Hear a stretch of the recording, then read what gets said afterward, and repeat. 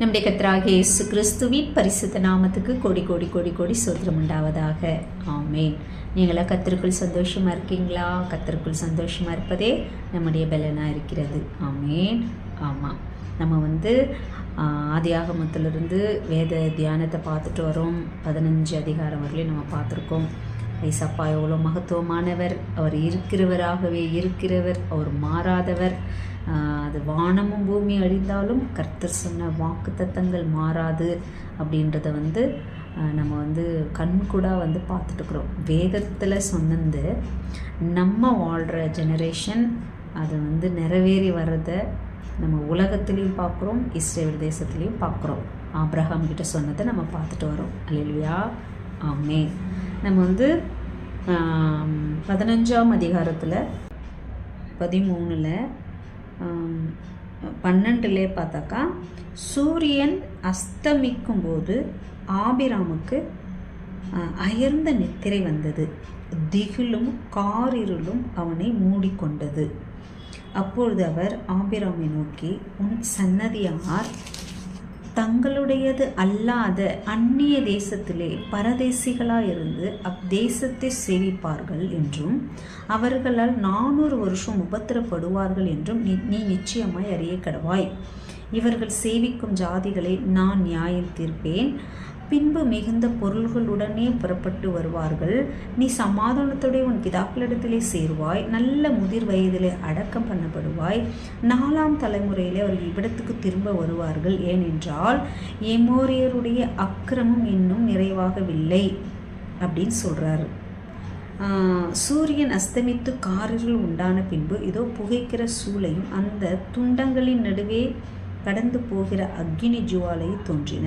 அந்நாளிலே கர்த்தர் ஆபிரகாமோடு உடன்படிக்கை பண்ணி எகிப்தின் நதி துவங்கி ஐபிராத்து நதி என்னும் பெரிய நதி மட்டும் உள்ளதும் கேனியரும் கெனிசியரும் கத்மோனியரும் ஏத்தியரும் பெருசியரும் ரெப்பாய்மியரும் எமோரியரும் கானானியரும் கிர்காசியரும் எபூசியரும் என்பவர்கள் இருக்கிறதுமான இந்த தேசத்தை உன் சந்ததிக்கு கொடுத்தேன் என்றார் அப்படின்னு நம்ம பார்க்குறோம் இல்லைங்களா. இதை அப்படியே தொடர்ந்து படிச்சுட்டா தான் நமக்கு புரியும். அதனால் நான் படிச்சுட்டேன். அப்போ ஆபிரகாமுக்கு குழந்தை பிறக்கலை, இன்னும் ஈசாக்கு பிறக்கணும், அதுக்கப்புறம் யாக்கோபு பிறக்கணும், அதுக்கப்புறம் 12 பேர் பிறக்கணும். அது யோசேப்பு எகிப்துக்கு போகணும்.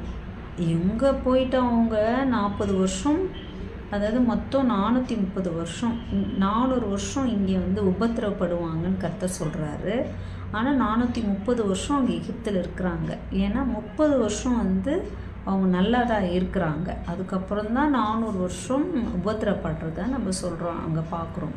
அது மட்டும் இல்லை, இன்னும் 40 வருஷம் வனாந்தரத்தில் இருக்கிறாங்க. அப்புறம் அவங்க தலைமுறை 20 வயசு ஆனவங்க தான் இவங்க இப்போ கர்த்தர் இப்போ பேர் சொன்னாங்கள்ல, இவங்களெல்லாம் ஜெயிச்சுட்டு உள்ளே போகிறாங்க நம்ம பார்க்குறோம். அப்போ கிட்டத்தட்ட நம்ம ஒவ்வொருத்தருக்கும் ஒரு 100 வயசு ஆனாலும் கிட்டத்தட்ட 1000 வருஷம் ஆயிடுது. நம்ம கணக்கு போட்டாக்கா 1000 வருஷத்துக்கு அப்புறம் நடக்கிறத ஆபிரகாமுக்கு சொல்கிறாரு. ஆனால் ஆபிரகாம் அதை விசுவாசிக்கிறாரு. ஏன் அப்படின்னா, நீங்கள் 15-16 4ஆவது தலைமுறையில் இங்கே வருவீங்க. ஏன்னா எமோரியருடைய அக்கிரமம் இன்னும் நிறைவாகவில்லை. இந்த எமோரியர் யார் அப்படின்னு பார்த்தா, நம்ம 10ஆம் அதிகாரத்தில் நோவாவோட பிள்ளைகள் 3 பேர் இருக்கிறாங்கல்ல, சேம் காம் யாபேத்து. அந்த சேமோட சன்னதியில் வர்றவர் தான் ஆபிரகாம். இந்த வரலாறுகள்லாம் இருக்குதுல்ல, அதை நம்ம படிக்கணும். அது நமக்கு ஏன்னு சொல்லி நம்ம விட்டுறோம்ல, வம்சத்தெல்லாம் படிக்க மாட்டோம். வம்சங்களெல்லாம் நம்ம படிக்க போக மாட்டோம். அவங்க வம்சத்துக்கு தெரிஞ்சு என்ன பண்ண போகிறோம் அப்படின்னு நம்ம விட்டுறோம்ல, படிக்கிறதுக்கு போக மாட்டோம்ல. ஆனால் அதில் தான் முக்கியமானதெல்லாம் புதஞ்சிருக்கும். ஏன்னா அந்த எம்மோரியருடைய பாவம் அக்கிரமம் நிறைவேறணும், அது வரலையும் நீங்கள் உங்களை நான் அங்கே வச்சுக்கிறேன்றாரு. இந்த எமோரியன் என்ற காமோடைய மகன் கானான், கானானுடைய மகன் எமோரியன். நம்ம 10ஆம் அதிகாரத்தில் நீங்கள் 15 வசனத்திலிருந்து பார்த்தீங்கன்னாக்கா 20 வசனம் வரலையும் அது தெரியும். அந்த தேசத்தில் 10 தேசத்தை கர்த்தர் சொல்கிறார் இல்லையா, அந்த தேசங்கள் எல்லாமே இந்த காமோட தேசங்களை பற்றி இருக்கும். நீங்கள் அப்படியே பார்த்தீங்கன்னாக்கா 10 ஆதியாகமம் 10:15 கானான் தன் மூத்த மகனாகிய சீதோனையும் கேத்தையும் எபூசியரையும், இங்கே பாருங்கள், எபூசியர், எமோரியர், கிர்காசியர், பார்த்தீங்கன்னாக்கா கீழே கானானியரையும்.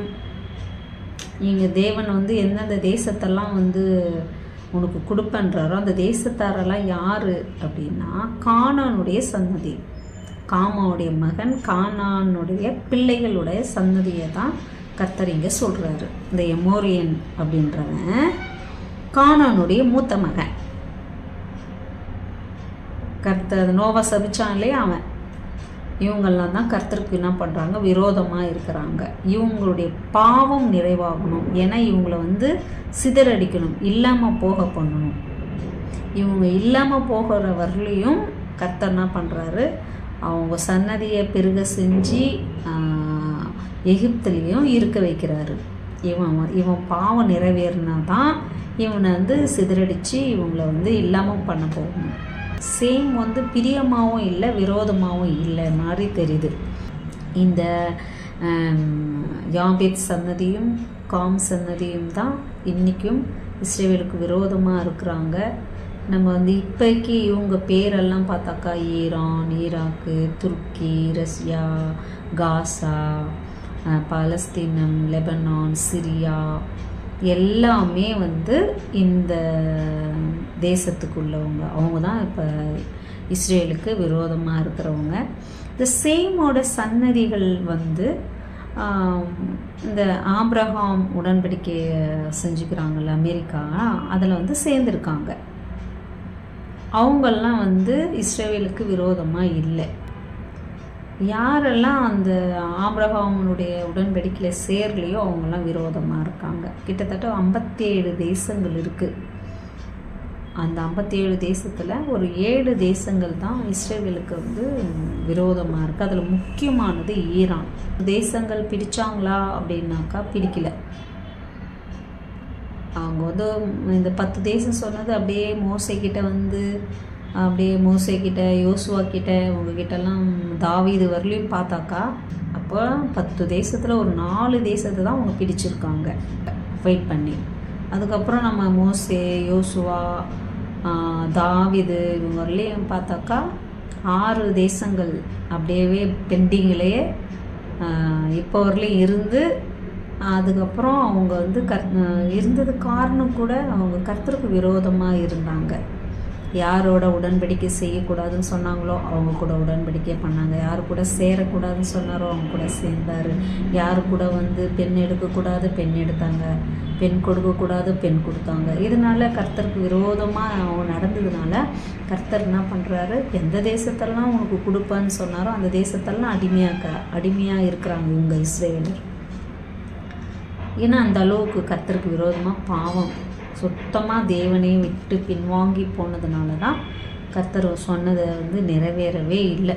2000 வருஷம் அவங்க தேசம் முழுதும் சிதறடித்து அவங்க போயிட்டு மற்றவங்கக்கிட்ட அடிமையாக போய் தேசமெல்லாம் அடிமையாக வாழ்ந்ததுக்கப்புறம் தான் அவங்க தவற்றை உணர்ந்து, ஆமாம் நம்ம பிதாக்களை இந்த மாதிரி தப்பு செஞ்சதுனால தான் நம்ம உலகம் முழுதும் சிதறடிச்சு போய் கிடக்கிறோம், நம்ம அப்படி இருக்கக்கூடாது, வேதத்தில் இருக்கிறத பார்த்து அப்படியே நம்ம ஃபாலோ பண்ணணும் அப்படி சொல்லிட்டு என்றைக்கு அவங்களுக்கு அந்த ஒரு அறிவு வந்ததோ அப்போ தான் அவங்க வேதத்தை எடுத்து படிச்சுட்டு பிதாக்கள் செஞ்ச தப்பு நம்ம செய்யக்கூடாது அப்படின்ட்டு அவங்க இப்போ 77 வருஷமாக வேதத்தின்படி ஓரளவு இருக்கிறாங்க.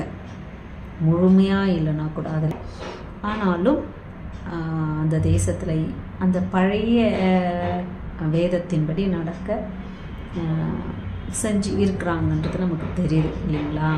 ஆமாம், அதை நம்ம காலத்தில் நிறைவேறதை நம்ம பார்க்குறோம் 15ஆம் அதிகாரத்தில்.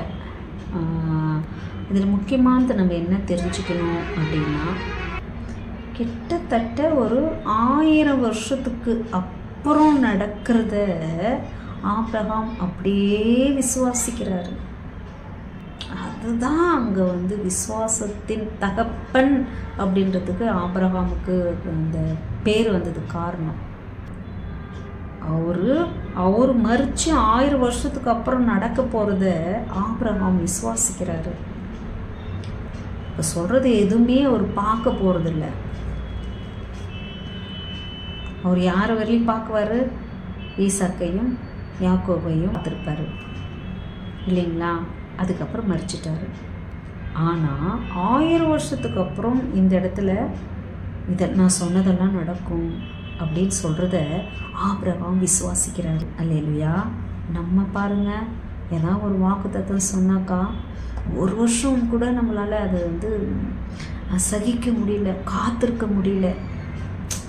என்ன கர்த்தர் சொல்லி பாரு, 4 மாதம் ஆகுது, 5 மாதம் ஆகுது, 1 வருஷம் ஆகுது, நடக்கவே இல்லை, ஒரு க்ளூ கூட கிடைக்கலையே அப்படின்னு நம்ம நினைக்கிறோம் இல்லைங்களா?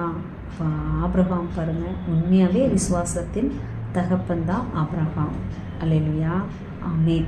சும்மாலாம் கர்த்தர் கூப்பிட்டு வானத்து நட்சத்திரத்தை போல சந்ததியை பெருக செய்வேன், கடல் கரை மணலை போல பெருக செய்வேன், பூமியின் தூளை போல பெருக செய்வேன், உனக்குள்ள ஜனங்கள் ஆஸ்வதிக்கப்படுவாங்க, உன்னை ஆசீர்வதிக்கிறவங்களை ஆசீர்வதிப்பேன், உன்னை யாராவது சபிச்சா அவங்கள சபிப்பேன் அப்படின்னு சும்மா யாரும் வந்து கர்த்தருக்கு அந்த மகிமையெல்லாம் கொடுக்க மாட்டார். கர்த்தர்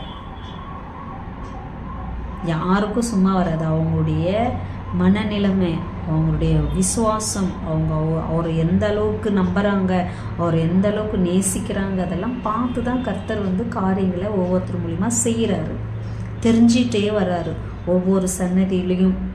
அது வந்து மாம்சீகமாக உலக காரியத்தில் ஆபிரகாம் சன்னதியில் பார்த்தாலும், ஆவிக்குரிய பிள்ளைகளாகிய நம்முடைய வாழ்க்கையில் பார்த்தாலும், நம்மளுடைய சூழ்நிலைக்கு ஏற்ற மாதிரி நம்ம மாறிடுறோமா, சூழ்நிலைக்கு ஏற்ற பயம் வருதா, இல்லை அதுக்கும் மேலே கர்த்தரை நம்ம விசுவாசிக்கிறோமா, இதெல்லாம் பார்த்துட்டு தான் கர்த்தர் என்ன பண்ணுறாரு, ஒரு சன்னதியில் ஒருத்தர் வந்து தெரிந்தெடுத்துட்டு வராரு.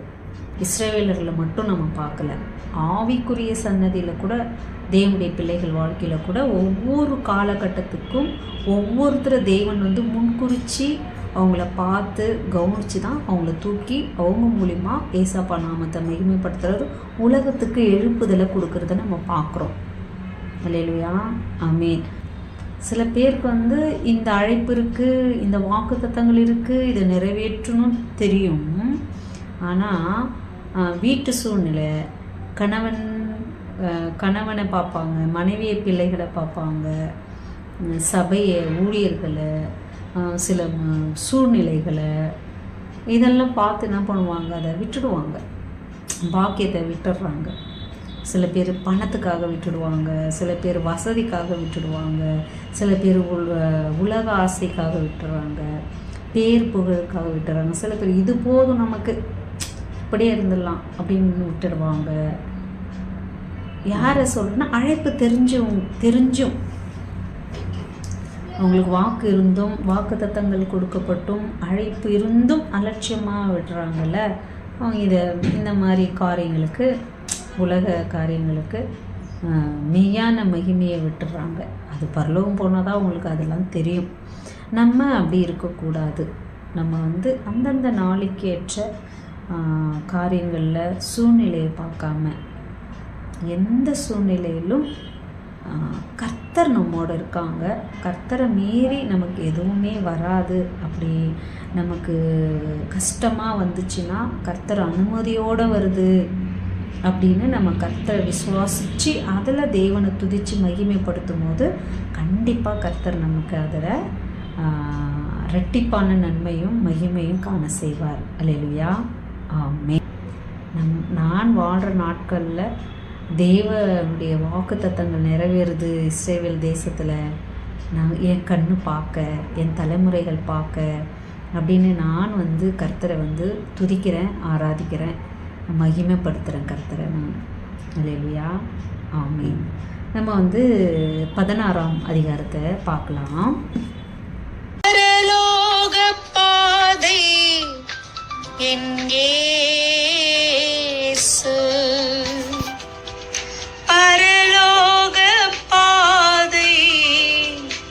என் இயேசு. பரலோக பாதை என் இயேசு. பரலோக பாதை என் இயேசு.